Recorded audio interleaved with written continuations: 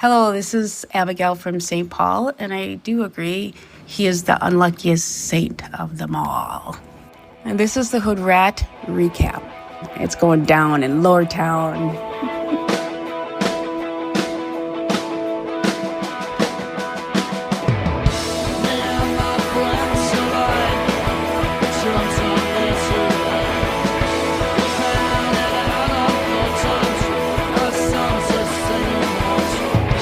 Got bored. So we started a podcast about the best bar band in the land, man. This is the Hoodrat Recap, and we are back.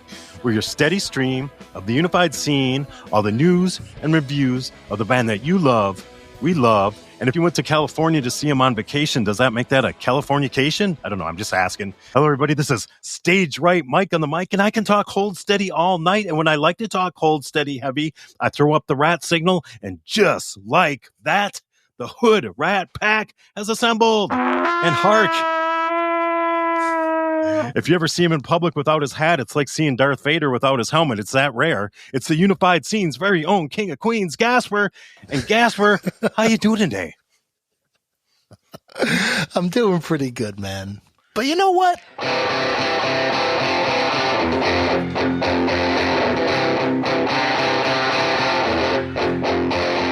I've been trying to get people to call me Kevin is whenever. Why is that, Gasper? Because I'm a big part of the crew. Ooh, how is that working out for you? Not so good, man. People keep calling me Home Alone. Kevin is right. Again, Kevin is missing. We're supposed to hear his voice, but we don't call him Kevin is whenever or wherever for nothing. I mean, yeah, Kevin's traveling this week for work, so unfortunately he won't be joining us for this episode. But that just means I get to do a Freddie Knuckles and not get the eye rolls and groans. But he will be missed. We got a pretty good show for you, though. Mike, why don't you tell them what we're doing today? Yeah, we got Matt from Riverside on today. He's going to recap the LA shows for us, and he's a passionate fan. We've seen him at a lot of shows. I saw him at Minneapolis, and he promised way back in the Minneapolis days that he'd come on and give us an LA review, and we've been waiting forever for this show, and it does not disappoint. All right, so this is going to be a scene report from Matt. Scene report. All right, so we are here to talk about the end of the Constructive Summer leg, which ended up in L.A., and we got our friend Matt on to talk to us about it. Before we get into the shows, though, Matt, why don't you tell us, how did you first get into the whole study? So it's kind of a funny story. Back in 2006, it was a Saturday morning, and my best friend, who actually I wound up taking to the Friday night show because Sue couldn't go. But yeah, so Barry calls me up and says, "Hey, your brother and I are going to go see this band that we saw last year at the Knitting Factory. You want to come check it out?" I said, "Well, I have a 5K tomorrow in Temecula, which is about 45 minutes away. So what time is this going to happen?" He says, "Oh, it's 8 o'clock." I'm like, "Okay, cool." So we get down there, Costa Mesa, and opening band number 1 comes on, and opening band number 2. And it's like 11 o'clock and the second band is still going. And I'm like, I don't know anything about the whole study. I'm just like, I'm fuming. I'm like, I have to be up at 5:30 tomorrow morning to run this race. And it turns out the guys wind up, I think it was probably Craig and Tad were sitting at the bar, and obviously I didn't know who they were. So I'm just sitting. Anyway, long story short, they come on at 5 minutes to 12, and they must have played maybe 10 or 11 songs. And I walked out of there blown away. Wow. And here we are 19 years later. I always tease Barry. I says, "Yeah, you're the person that ruined me." I took him Friday night, and yeah, he thoroughly enjoyed it, of course. He's extremely knowledgeable. So did you run the 5K the next day? I did, and it was not my fastest. I purposely didn't drink, so I wasn't hungover, but it was, yeah. I think it was 82 degrees too. So, Ooh, okay. Yeah, not fun. So this was the last residency of the Constructive Summer leg. You went to the whole weekend? Went all 3. Why don't we just jump into it? Tell us a little bit about who you were with, how you got there. Yeah. Wherever you want to start from. Well, funny thing is, I run a nonprofit. My annual fundraiser was Friday, and it's during the day.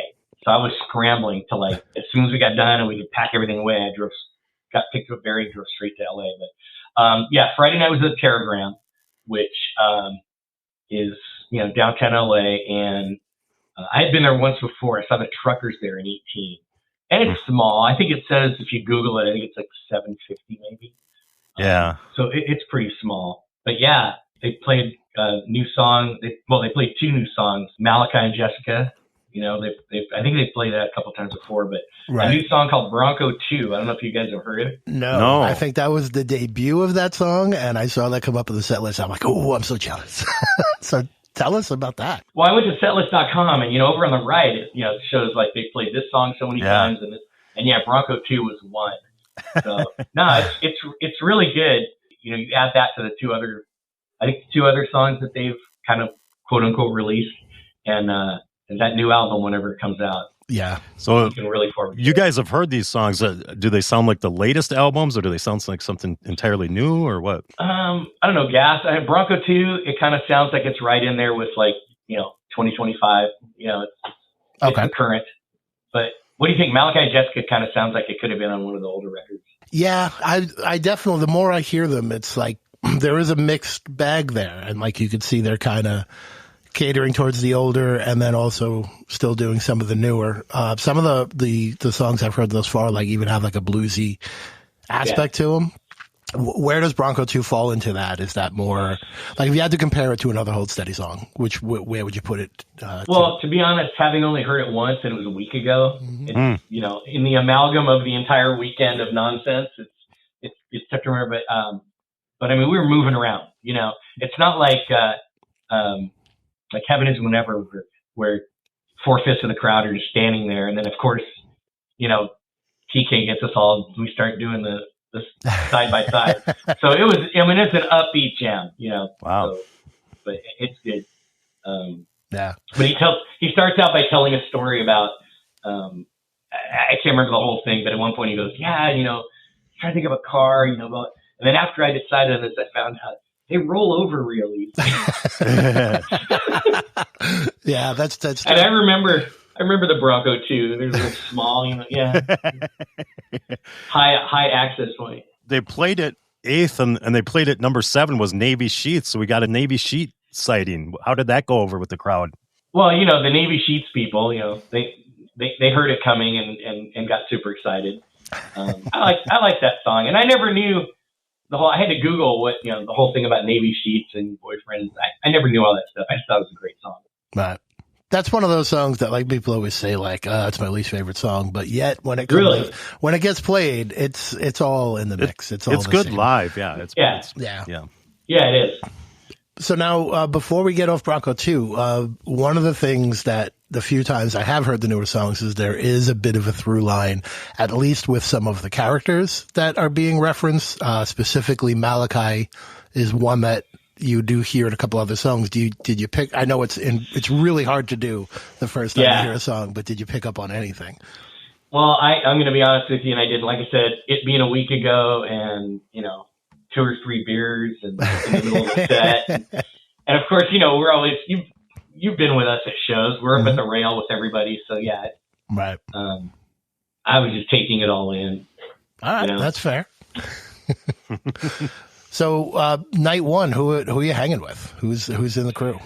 Well, I'd shout out everybody, actually. I mean, that text group that we had, I'm pretty sure everybody was there, but Amy, Allison, Laura, Mason running around with his camera. Nice. Brandy, Mike, Percy came out. Oh, cool. Corey, Ella, Rachel came down from Seattle, and Eric came this time, which was really cool. Nice. So we hung out with them a lot.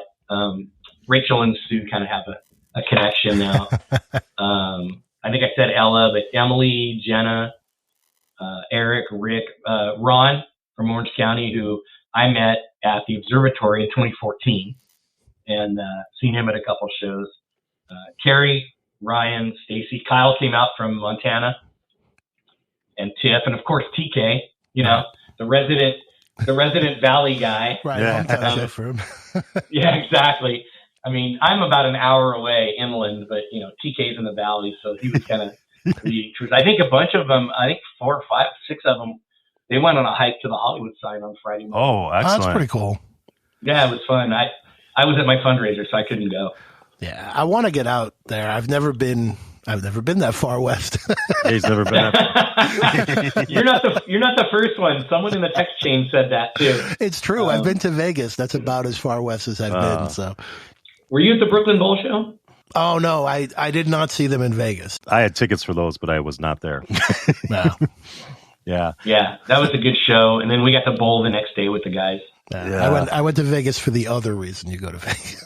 To lose all your money. Yeah, and I had convention. Out there you at had a the time. convention out there? No, just kidding. So what's the vibe like? I've never been in the LA shows. Is there like a different West Coast vibe to the shows, or I suppose you've been to Twin Cities? I don't know. Well, the Twin Cities. I mean, I think Sunday night was my 34th show. Okay, and I think the Twin Cities that weekend was just insane with the whole scavenger hunt and whatnot. That was great. One thing I noticed with the, because I went to the Lodge Room shows in 22, all 3 of those, and it's like, the first 4 rows, it's all of us knuckleheads. Like, we all know each other and we're all screaming around and acting crazy. But it's fun when we're all like screaming the lyrics to each other, and then you look behind us, and like the second half of the room is kind of like, they're just watching, I think there's a lot of hold steady virgins, Right. We met a couple guys, I think it was Saturday night, and it was their first show. Wow. And they just heard him. Yeah, we heard them on I don't know, it popped up on Spotify or something. Wow. They were new to the band. Oh, wow. That's pretty And then when cool. you tell them like, oh yeah, we've been coming since 06, they look at us like we're nuts. That's always fun when you try to explain, like, I travel for this band, and people are like, but I've never heard of them. I'm like, yeah, I know. Well, and people find out, oh hey, what are you doing next week? Oh, we're flying to Minnesota to see a band or whatever. And we're all saying, there's this band that I follow like online and whatever. And they go, oh, who is it? And the first thing I say is, you're not going to have heard it. And then I tell them and I explain it. But it's almost like religious proselytizing. You go, no, you have to go and listen to them. We try to go check them out on Spotify, Right. or wherever you get your music. But it's good. Do you guys think it's hard to introduce people to this band? Because I'm like, you got to go listen to this. Well, there's a lot of words in that song. You got to go listen to. Oh, there's a lot of words in that song. Maybe it's kind of hard to get people. It's like, Well, we're going to find that out actually next episode. We have that's a couple true. of friends. We're introducing the band to kind of a podcast friend of ours from Canada. Interesting. So we took a poll online on the Facebook group, put together the top 3 songs off that poll, and we're going to see where that goes. So that's a little tease for next episode.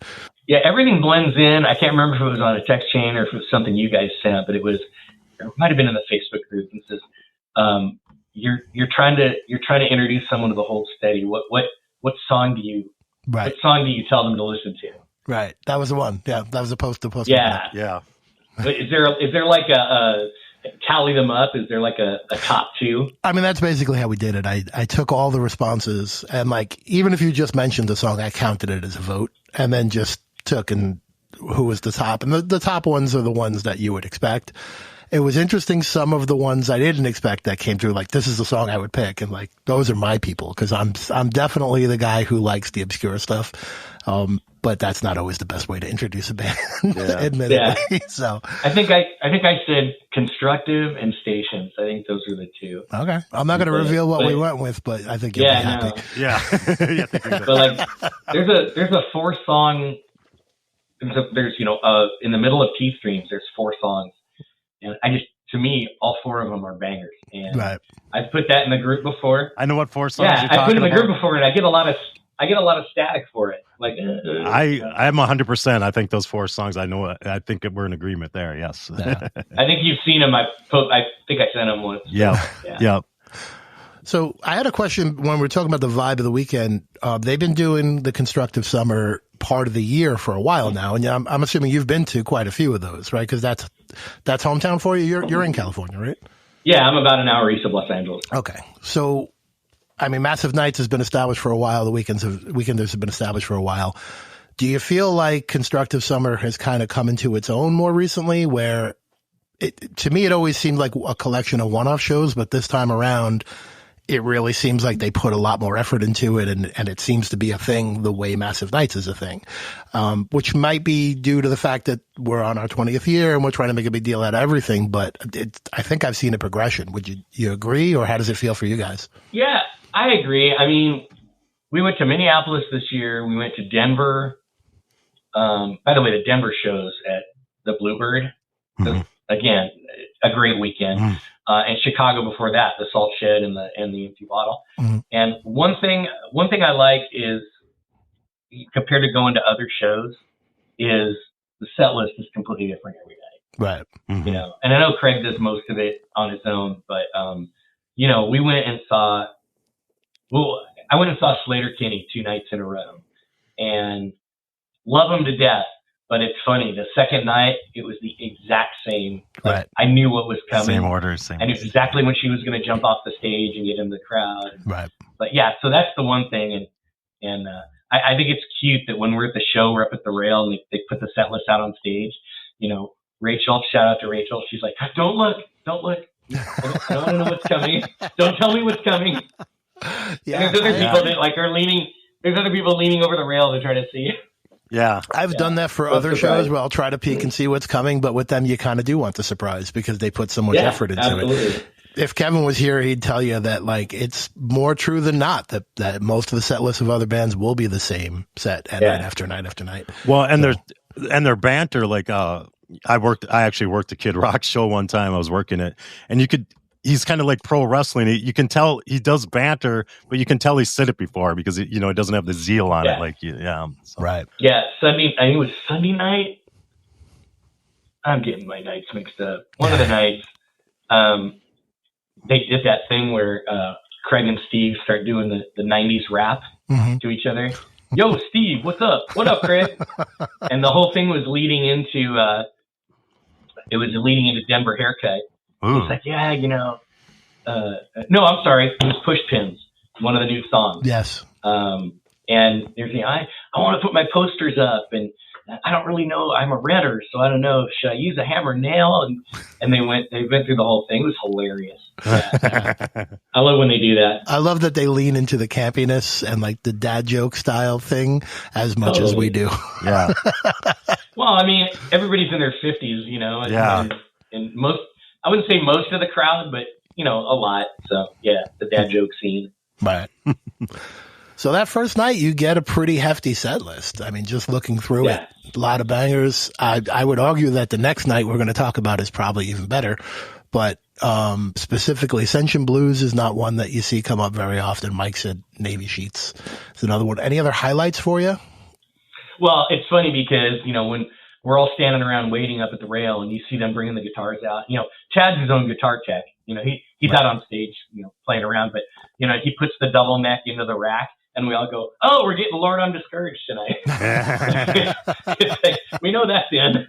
Right. So that was kind of cool. And then that was the first, they didn't do Stay Positive the first night, but they did do the second one. Of course, Josh comes out. Right. One thing I like about Josh, it doesn't matter what city we're in, he's head to toe in Dodgers gear. Nice. So first night ends. Where do we turn out to? Where's the bar that everybody goes and hangs out at? So there's a bar right next to the Tetragram called Monty's, and we went over there, and there's a little stage in the back. And they had a guy and a girl up on stage. He's playing guitar. She's kind of playing guitar. But she starts singing. It's really loud in there. It's small. She starts singing, and no disrespect, but she starts going, and it's kind of like Yoko Ono. She's just like just screaming. And so after about 4 minutes, people started going, "Wow, hey, where else can we go?" And plus, and then I wasn't staying over that night because I was driving back to Riverside to drop Barry off. So we just took off. And the time we were there, no one came in. And then Saturday night we went to Monty's, and Craig and Steve came over, and hung out for a while. But it was pretty cool. I think someone will correct me if I'm wrong, but I believe the Tetragram people, they own Mahdi's too. Okay. Yeah. And then they also own the Moroccan, which is the Sunday night show. That is true. Yeah. Right. It's always nice that they pick a venue where there's a bar right next door. That's Right. always a plus. Yeah, especially when they're associated with it. I mean, it's a lot like Minneapolis, where it's just right. The easiest answer is head to the depot. So, yeah. And then for the listeners that don't know how to spell Tetragram, I guess it's Margaret backwards. One of the owners had a late wife named Margaret, so I guess that's what. Oh, look at that! That's where they get the name. I read Tetragram. that story back when I saw the truckers there in 18. I was trying to figure that out. Yeah, cool. Yeah, that's nice. So then we go to night 2. You know what? Before we get to night 2, sound check, right? Oh, the sound check, yes. Oh, yeah. Yeah. Sound check was good. More people than you would think that would be there. And maybe I'm wrong, because when we had sound check in Minneapolis, it was kind of a big room, you know. Right. But the Tetragram's really small. But yeah, it was really good. The Q&A. There was more discussion. There was only like 2 or 3 questions. I asked a question because I noticed Friday night it was the first time I'd ever seen them with in-ear monitors. Huh. And so, yeah, they're all wearing in-ear monitors now. And so I say, hey, what was the reason for that? And yeah, they have pretty good story about it. Did that have more to do with the fact that they are doing so many new songs now, or what was their answer for that? I think it was better hearing themselves as opposed to they sell the monitors out front, right? You know, but I mean, I've only had AirPod Pros for about a month, and I noticed the difference. Right. Being able to hear, then you take them out, and everything's so much louder out in the world. Yeah. But yeah. So Saturday night was pretty good. I don't want to jump ahead, but yeah, the Sunday show when we get to it. So the one set list I couldn't find was the soundcheck set list. Do you remember what was played there? There was a couple things. There was a couple I don't remember exactly. There was a couple songs that were soundchecked that weren't in the shows. Okay. Nothing like crazy rarities. Nothing like nothing that necessarily $40. To you. Right. Yeah, it wasn't like, oh my God, they played $40 or something like that. But soundcheck's always fun because it's more intimate. Right. Mm-hmm. And you said the crowd was pretty big. Like, if you had to put a number on it, what would you say it was? On the soundcheck, maybe 150, maybe. Yeah, that's definitely an increase. I think the original soundchecks were like 50 people originally. Yeah. I also think it could have been, like I said, the First Avenue is a lot bigger than the Tetragram, so that could have been it. We could have just, been a little more bunched together. I wonder how much of that has to do with the Lanyards Club. I think they're letting more people in now. Yeah. Because you're going to have everybody who's in the Lanyards Club is getting soundcheck. So I would imagine they still want to sell tickets to soundcheck. Sure. And there were probably at the shows over the weekend, there were probably 10 or 11, maybe 12 people with Lanyard t-shirts that we all got last week. Cool. All right. So night 2, let's jump into it. Yeah. Yeah. Like I said, we knew Lord M. Discourage was coming in. Right. Because we saw the double neck. And then in the encore, the Feelers. Right. Which, that's not every day, right?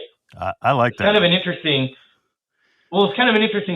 encore because they're going to finish with Killer Parties and they're going to blend into it, right? But it was the Feelers, Hot Soft Light, Girls Like Status, and then Killer Parties. Right. So it's kind of like a up, down, up, down. It wasn't just, right, straight through your brain. So that was kind of cool. So one of the things we should point out, because Mike, this is one of the shows you should have been at. This is harkening back to probably one of the first 3 episodes or 4 episodes we ever did. Mike talked about how Party Pit never gets played within the first 5 songs, and it's played number 3 on this set. Yeah. Yeah. Yeah. No, it's always around the 5th song, so this moved up to number 3. So that's. Oh, did I get it wrong? You want it later or the? I want it in the encore or at the end and towards the end, and it's but yeah, now it's like it averages like 4.5, and this night they played it at 3, so that's pretty early. Yeah, I got that. And I think it took everybody by surprise because it's Constructive Summer, Cattle, and then they go right into Party Pit, and of course we're all Party Pit. Well, I'm more interested about song number 15 here. It's all grayed out, and it says unknown. I have it as Hardmouth, Hardmuth. Is Hardmouth? How would you say that? I saw that at number 14. Yeah, and I don't remember. Like, I knew it was something I didn't know. Okay, but But yeah, I kind of when that comes out, I need to listen to that 2 or 3 more times. And these songs could all change names, but we've seen that before too, where they change names. It's just like a working title, yeah. Right. What was the one that was called Llama before it got its name? Was it? It might have been Sideways Skull. I think it was something like that. Yeah, it was around that time. Llama. It's like code names, like game consoles before they come out.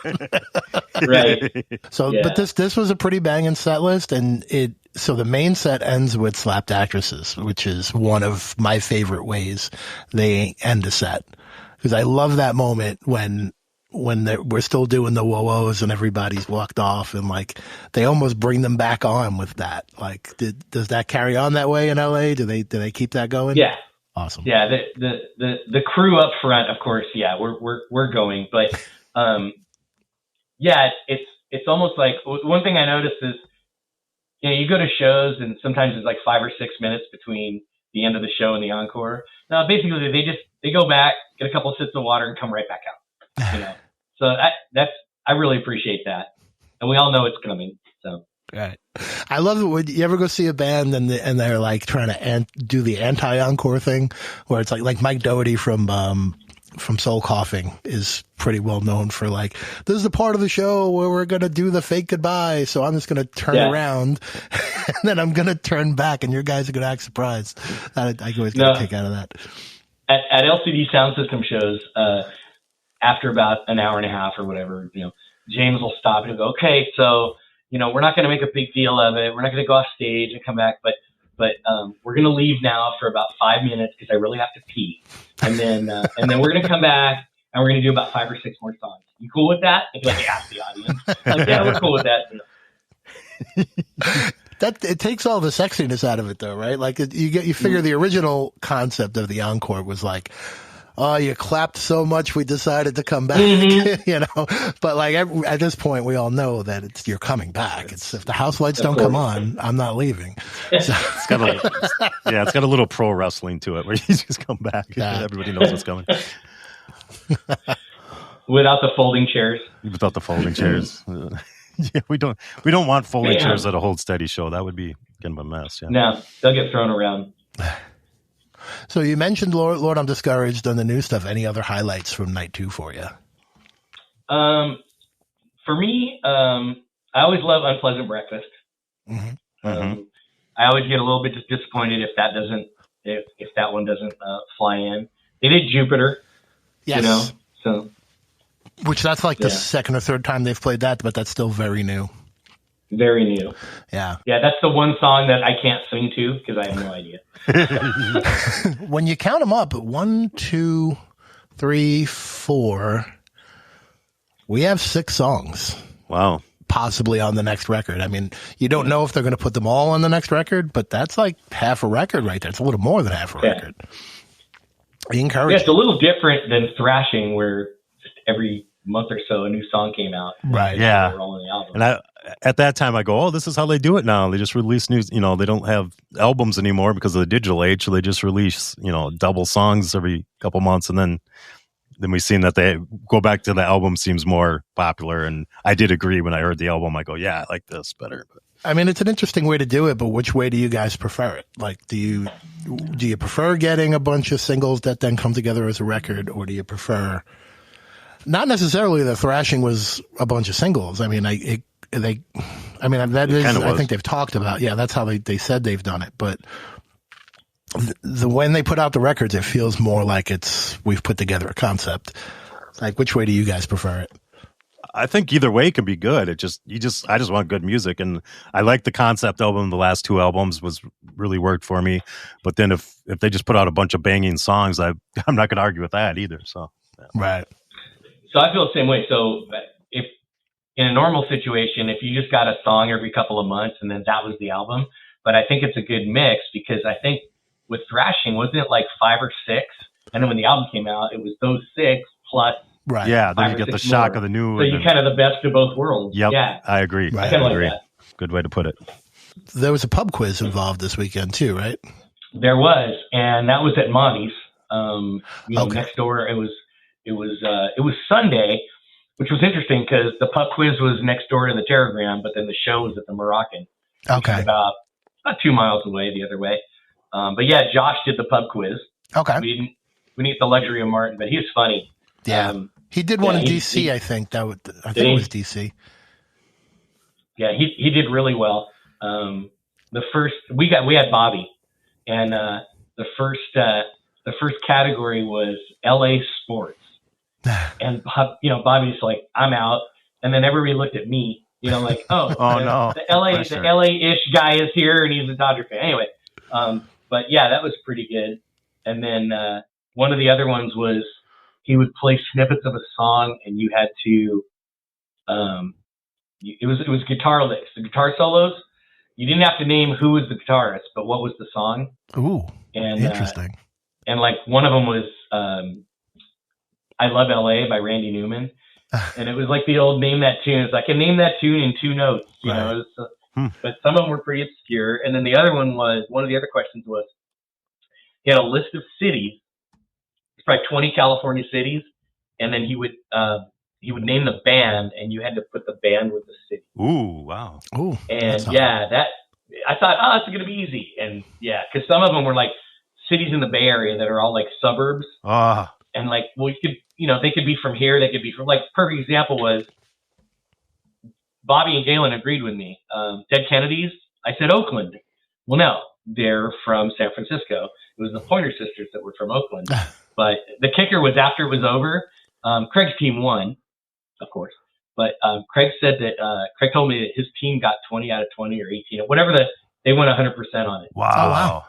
It was amazing. Yeah, I think we got maybe 55-60%.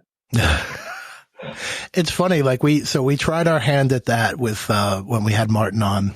We put together a quiz for him, and then we took a bunch of submissions, and we didn't get to use them all because there's just too many questions. So we put a quiz out on Facebook, and I made it multiple choice because I'm like, you know what, we'll make this fun. We'll give them a really good chance of doing well. And people scored about 60% was the highest number.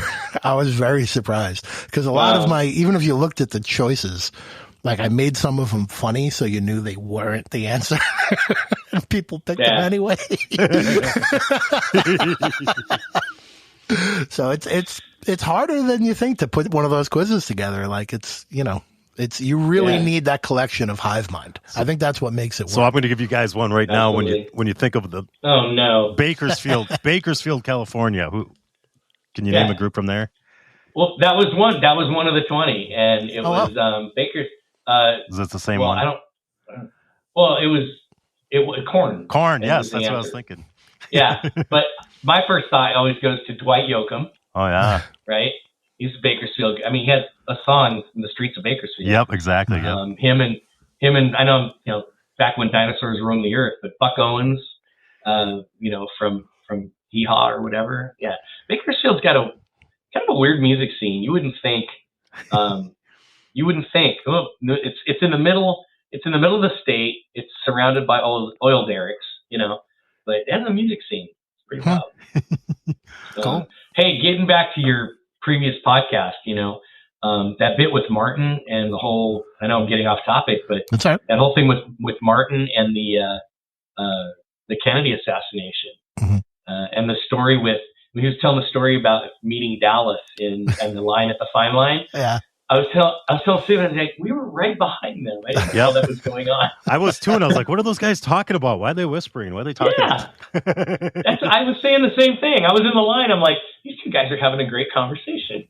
I love how he told that in like kind of a dramatic fashion, but I also love the fact that knowing Dallas, like that moment where he pulled his glasses down and was like, and delivered the line, I'm like, that's Dallas. That's 100% how he would have did that.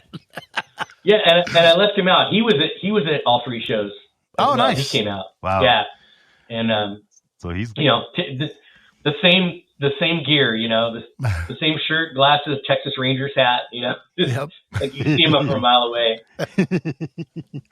So we moved venues for night 3. This is the smaller show now, right? Much smaller. I would almost say.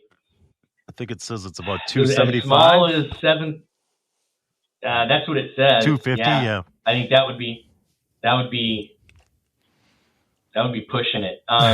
Probably like I don't know what 7th Avenue Entry or the Empty Bottle, but I went to both those shows and it was that tight.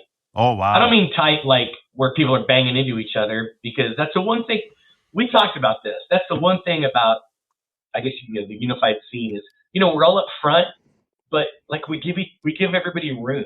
Right. You're not at other shows when you're up at the front, you're getting beat the crap out of you, Yeah. So, but yeah, the Moroccan, good venue, and for such a small place, a lot of times when you're up front, the sound's not that great, But both the Tetragram and especially the Moroccan, I thought the sound was really good. Cool. Wow. And it looked amazing. I mean, I saw pictures of it. It looks like, and you said it's small. It reminded me of being in I Love Genie's bottle. It seemed like it was kind of decorated like that, and it seemed really cool. Like and Dubai if you're outside or something. driving, and if you're outside driving by, you would never know what that is. You would look at that and think, oh, I don't know, it's like some, Middle Eastern restaurant or something. Well, I guess it was constructed in 1885, and it's rumored to be the oldest liquor license still active in Los Angeles. Oh, wow. Really? And it used to be called Little Pedro's Blue Bongo. I kind of like that name. And then maybe it was rumored to be a bordello at one time. So I suppose since 1885, a lot of stuff can happen. A lot of ownership changes. So. Yeah, it's been a minute. The thing was, they had no opener. They had a DJ. So doors were at 5:45 for lanyards, and they didn't come on till 8. Okay. So a funny story is, so you walk in and you make a right, and there's a bar area, right? So your bar's on the right, and then there's like tables on the left. If you walk in, before you go to the bar, you make a quick left, you go to the restrooms, right? Right outside the restrooms, there's a wooden bench. So it's about, I said doors are 5:45. So it's about 6:15, and I go walk into the restroom, and on the bench, and there's all kinds of noise going on, people drinking, laughing, whatever. And on the bench, Tad is laying on the bench on his back with his arms crossed, and he's dead asleep. And it's like, you're doing it like a vampire. Was he sleeping like a vampire there? Yeah, exactly. Yeah. And then I come out and I'm, ordering a drink, and I get back and he's up and we start talking. I was like, dude, how can you sleep? He goes, I can sleep anywhere. Oh, that's awesome. Just, I'm up, he said, I wake up in the middle of the night, I go back to sleep, wake up and go. He goes, I can sleep anywhere. And then, so we had a pretty good conversation about a lot of stuff. I mean, that's one thing about this band is that, it's one thing to, oh, hi, whatever, but, they become they're part of the scene. You wind up having conversations with them, and it's legit and it's genuine, Right. Agreed. They're all genuine people. They're not talking to you because, oh, I have to do this. So it's much appreciated. Great set on night 3. You get Ask Her for Adderall, which is one of my favorites. Oh, excellent. Perfect. Yeah, that's amazing. That's Sue's second favorite. Her first is Heaven is Whenever. Whenever they play Heaven is Whenever, I swear to God, like about 3 minutes into the song, at the end where it starts, where they kind of repeat. Mm-hmm. Yeah, I look over and she's got tears in her eyes. Oh, it's amazing. I love that. She's gonna hate me for saying that. But my two things from that night are Pushpins, the new song, and like I said earlier about how they did the whole banter with like the 90s rap. Right. But Magazines, which, if I'm not speaking out of turn, I think is one of TK's favorites.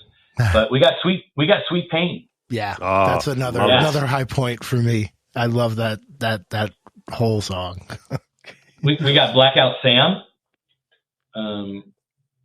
Barfruit Blues, which it's not a rarity, but yeah. So I think Sunday's set list, if you look at it, Dream Down by the Water. Just all kinds of.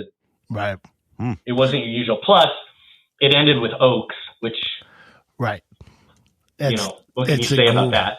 That's a great way to end a weekend.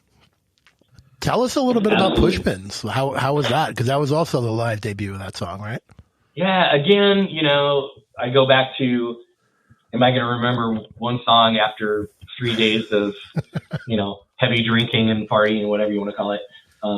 But I did like it. I mean, let's go back a few years and you would hear a new song and you kind of go, yeah, I'm going to have to listen to that a few more times. Right. Whereas the new ones now, it's more like, wow, I can't wait to hear that on the record. I'm like, right. I need to find out more. But yeah, it was really good. And then they went right into stations right after. Like they didn't even stop to like get a reaction. They just went right into it. But yeah, again, I just thought Spices, another, it's not something that you're going to get every night. Right. Love that song. And then, like I said, finishing with Oaks. It was just and the Stay Positive was in the encore, which, right. Again, I don't know that I remember that from previous. It was usually in the body of the set. It's happened before, but it hasn't happened very often. And Josh came out. Plus, you kick off the encore with certain songs, which is a favorite to do. Did Franz come out with the accordion for that, or was that on the keyboard? I believe it was on the keyboard. Okay. I've only ever seen him do it once on the, it actually might have been the show that he came back, the year he came back in Brooklyn Bowl. Mm-hmm. He did on the accordion, which is pretty cool. If I'm wrong, someone can correct me in the comments. I agree with you on the new stuff though. Like the little bit that I've heard, I'm excited to hear it. Well, that's encouraging. It is a little different than some of the stuff in the past where we were like, I need to hear it again. And like, maybe you didn't hear it well enough or it wasn't clear enough. And this time around, it seems like we got the makings of a pretty solid new record. Can't get out of them when that's coming. I've tried. I've heard, I don't have any insight, but just a couple of things. I've heard like mid, like second quarter, maybe summer. Okay. Yeah. One thing I got to say is like, so, everything ends. We got home at like midnight, Monday morning at the office. Whew, it was rough. Right. But one thing is re-entry. And I don't have employees. It's just me, but nevertheless, it's rough. But, we have this text group of all the people that were there and, you leave the show, but it's not over because for the next 3 days, we're all commiserating, did everybody get home safe? Hey, I'm back at work and it's good to see you. Can't wait till next time. And so I think, Craig talks about the community. Right. And he's absolutely right. We've got friends all over the country now, mm-hmm. And yeah, it's nice. It's pretty all right. Yeah. Not much like it for sure. No. Like I always say, the other groups you're in, like your work friend groups or your running group or your softball team, they're all nice, but this one's different. This group is different. Yeah. It's just something's magical about it. I was looking back at my emails. I wanted to see when did they announce all the cities, and it's always in like February. So we're already looking ahead to February. Yeah. Yep. Like where are they going to be? Ooh. Like what's the West Coast going to be? They already did. The only place they haven't been in like forever is San Diego. Oh, that was 2014 was the last time they were in San Diego. Yeah. All the other West Coast cities we've hit. We were talking about travel shows. Mike, you had said 2027 is when you're aiming for the UK, right?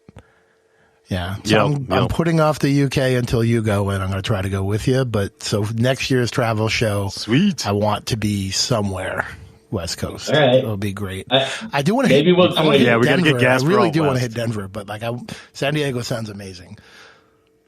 Yeah, I want to see your little cabbie hat out west. I want to see how it blocks the sun, how people look at it.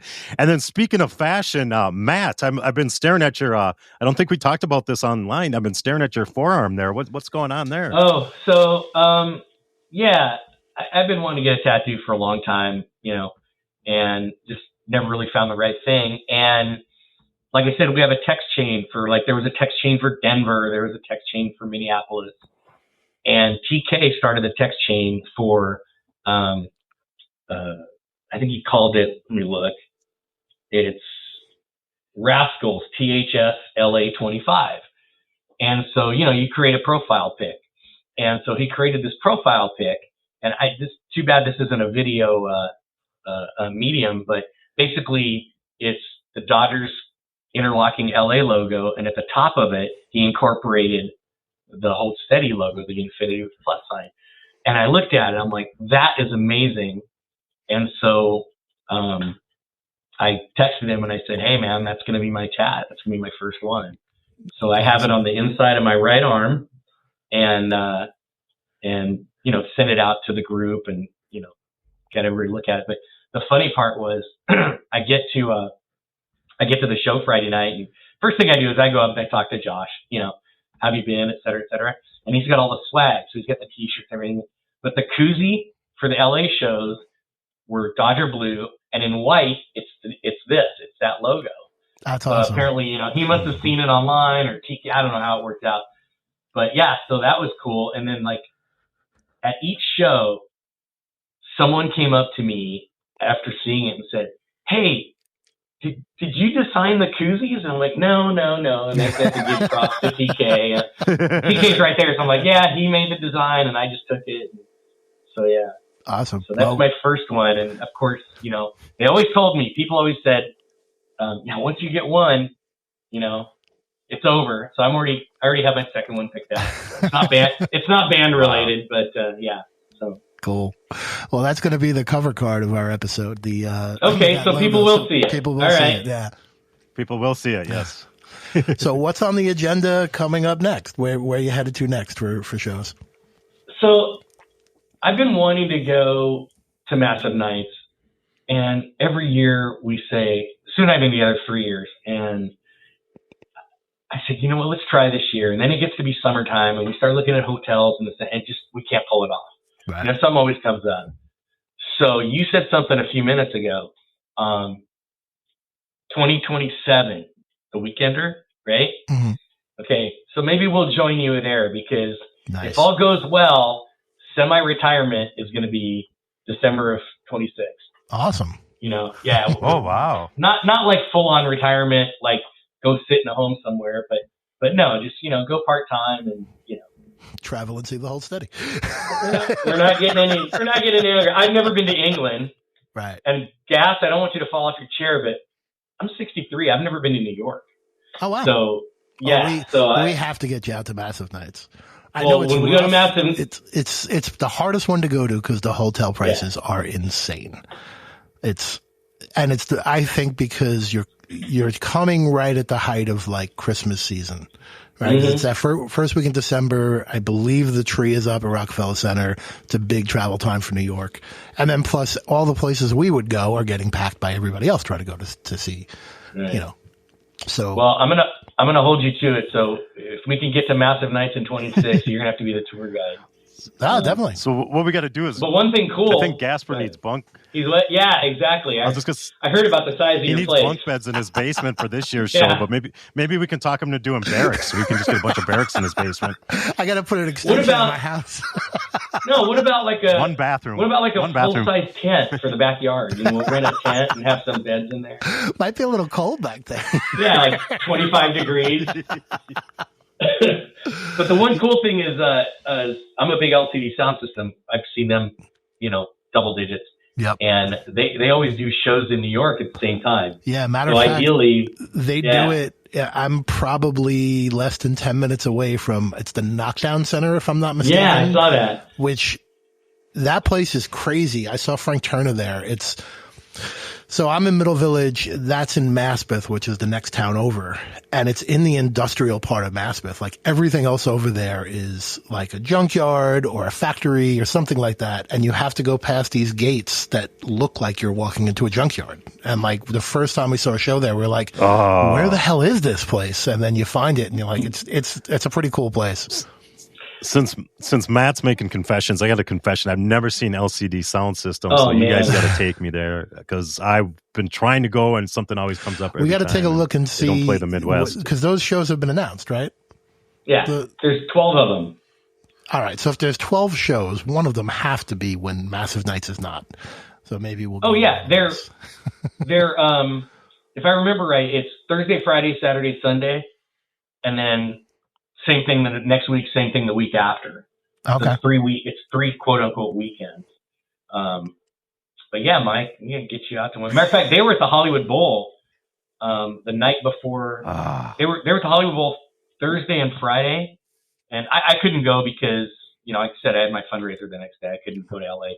But the thing about the Hollywood Bowl, I think, 6 or 7 of the people went that night before Pulp opened, which, they put out their first record in like 20 years. But yeah, Mike, get out there. You got to see them. All right. Oh, I'm ready. We'll talk that one through and see what we can figure out. All right. Well, this was a lot of fun, man. Thank you so much for coming on and recapping the weekend for us. This was great. Love to have you back anytime. So let us know if you have got a report for us. For sure. And then, and let's see where the 4 time zone cities are next year. Yeah, definitely. All right. So we will. I will see you at one of them for sure. All right. You guys take care, and we'll see you when it drops. All right. Take care, man. All right. Thanks, Bye-bye. Matt.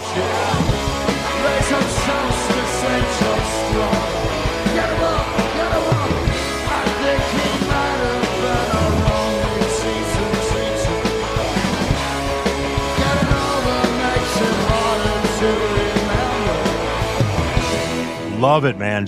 I'd like to thank Matt again. What a report. What a nice guy. It was pretty cool.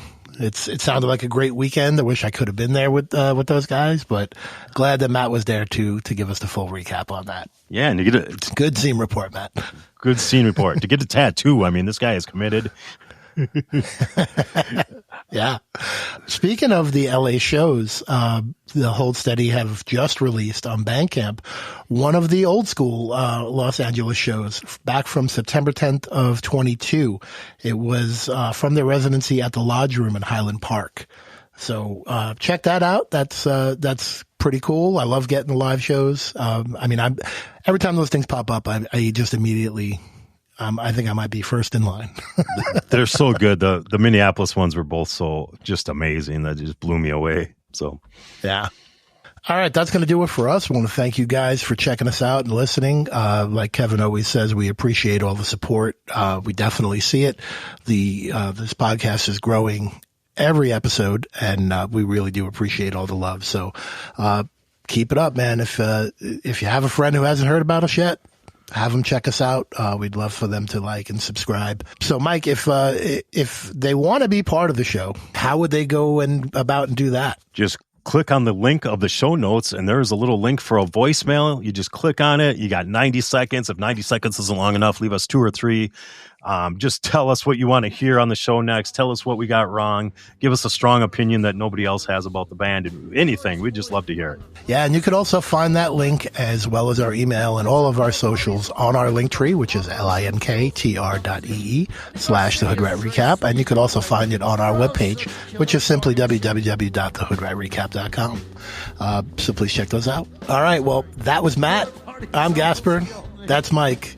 And us guys, and all you guys and gals, we are all the Hoodrat Recap.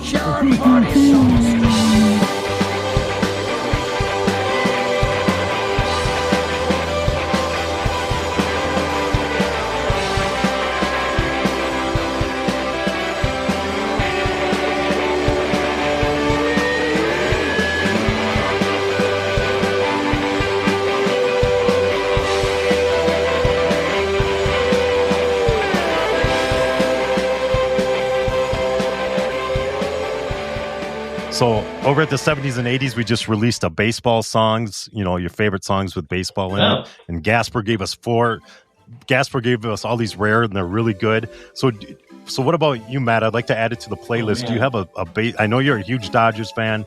You're always at baseball stadiums everywhere. Do you have a song? I hate to put you on the spot. Yeah. Do you have a song, like a baseball song? It's not really my favorite, but every Center Field by Fogerty, it's played everywhere. Right. I don't know. How about Take Me Out to That Twins Game by Craig Finn? That. You've heard that, right? Don't call them Twinkies. Yeah. Oh, there's that one too. Yeah. There's that one too, but Does he have Take more Me Out than to the one? Ball Game. I didn't know that. Maybe if I can find it, I'll send it to you. And this is back before Target Field. It's I'm not going to sing it, but it's Take Me Out to That Twins Game. Take Me Out to That Dome. Yeah, it's. Send that and we'll get that on the list. I'll have to find it, and I'm sure it's on YouTube or something. What is it? We don't even care if the Twins don't win. We root. Yeah, it's pretty good. It's pretty good. I haven't heard that one. Cool. I haven't heard that one. From a long time ago.